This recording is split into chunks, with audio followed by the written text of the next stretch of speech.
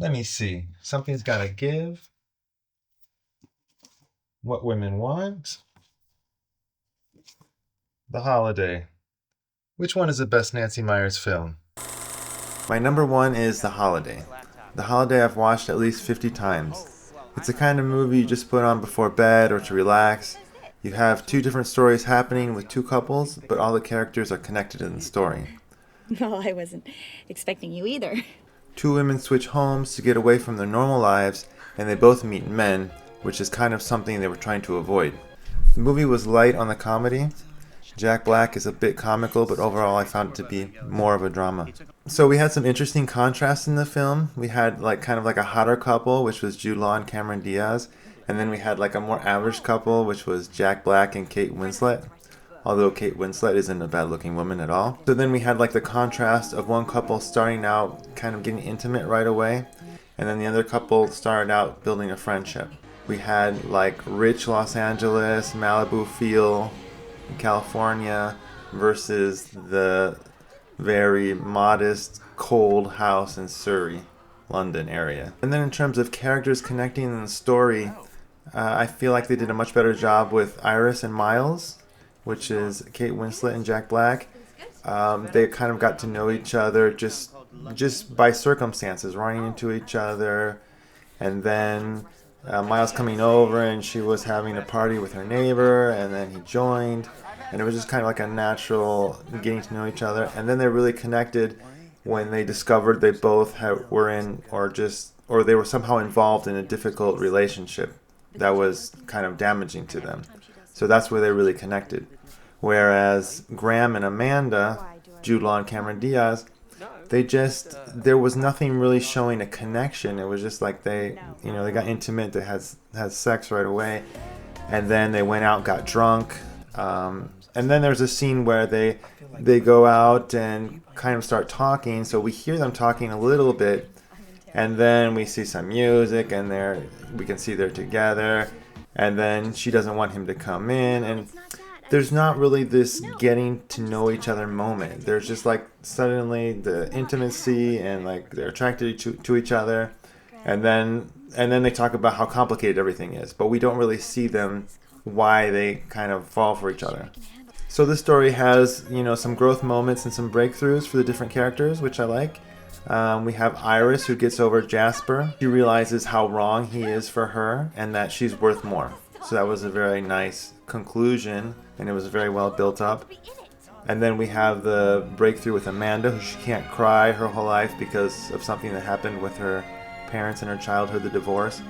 And then in the end, she starts crying when she leaves Graham. So that's a nice breakthrough to show that there's something very good there for her, and it's worth pursuing.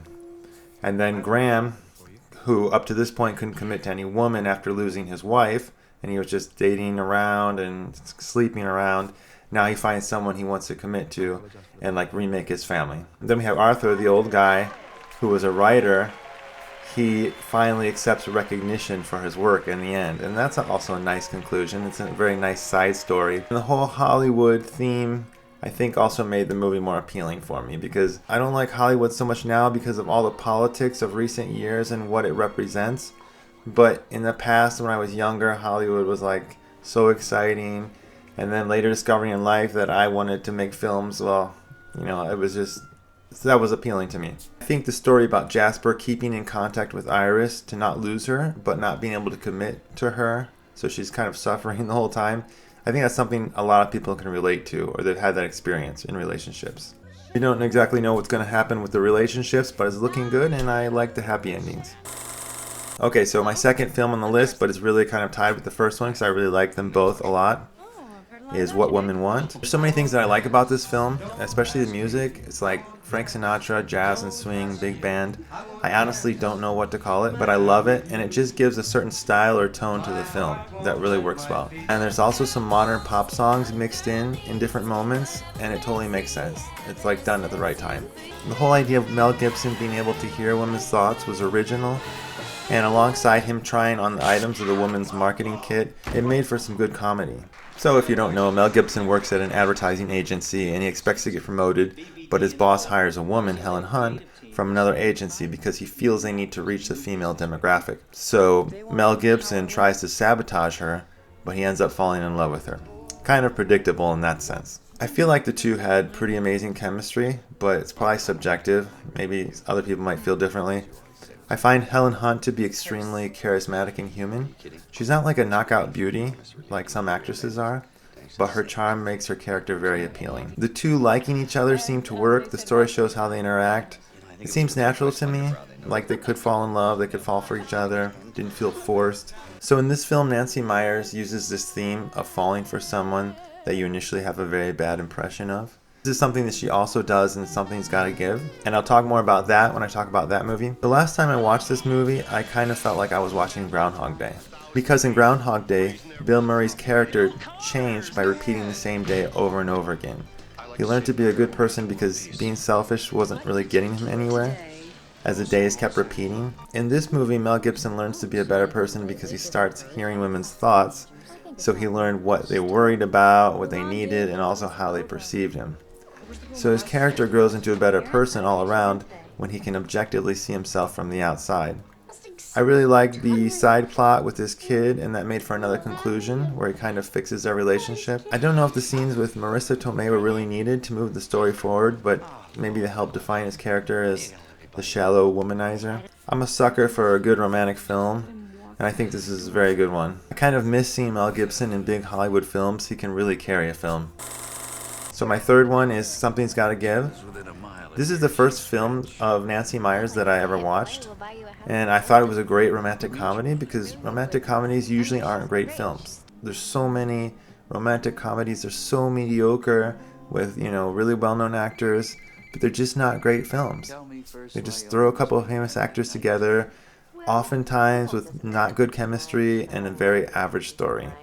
And, it's just to make a buck. So in this movie, Jack Nicholson is a rich music executive dating a younger woman. She takes him to a vacation home where they run into her mom, named Erica, who is Diane Keaton, and a friend. And then Harry, which is Jack Nicholson, has a heart attack or some medical emergency. I don't remember. I think it was a heart attack. And then Keanu is thrown in the story also as the doctor. So in the story, Erica despises everything about Harry, but then falls in love with him. And I think this is an interesting lesson in life because it's this thing where they say don't judge a book by its cover.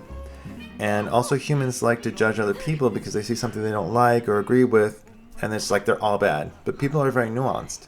They may be terrible in one area and amazing or surprise you in other areas. I've had many experiences like this in my life, so try not to judge people.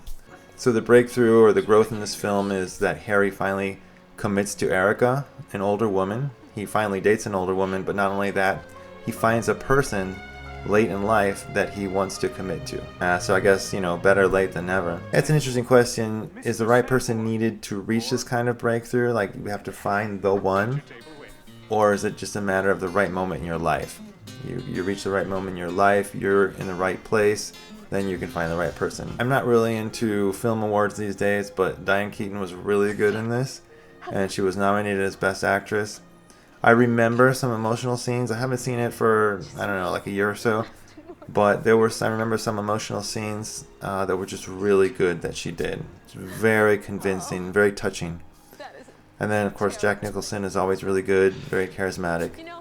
So, yeah, the acting is great in this movie. I'm going to give number 4 to The Parent Trap. I haven't actually seen it. I'm sure it's not as good as the original. The Parent Trap is one of my favorite movies of all time. When I was little, we watched it on the Disney Channel, back when Disney was like Walt Disney and not the Disney of today. And hopefully someday I'll get to see this version of it, but it won't be as good. It's complicated. I watched it a long time ago and I wasn't impressed. I remember thinking it's an okay film, but I didn't particularly like it. I just watched the trailer just now to refresh my memory, and I don't remember anything. Everything I'm watching is like new to me. Like, I absolutely don't remember any of the scenes. So it must have been a forgettable film for me. And what's the point of talking about a movie you don't really like, right? Okay, so the last one, number 6 on my list, is The Intern, and this is actually ranked the highest in IMDb, but for me it's the worst of the ones I've seen. I didn't like it at all. I thought it was boring. Also, it's hard for me to watch a Robert De Niro movie these days because the guy has gotten so insane with the politics. and it just, I don't know, it just didn't do it for me. So which is your favorite and why? Just leave me a comment below and let me know. See you next time. Bye.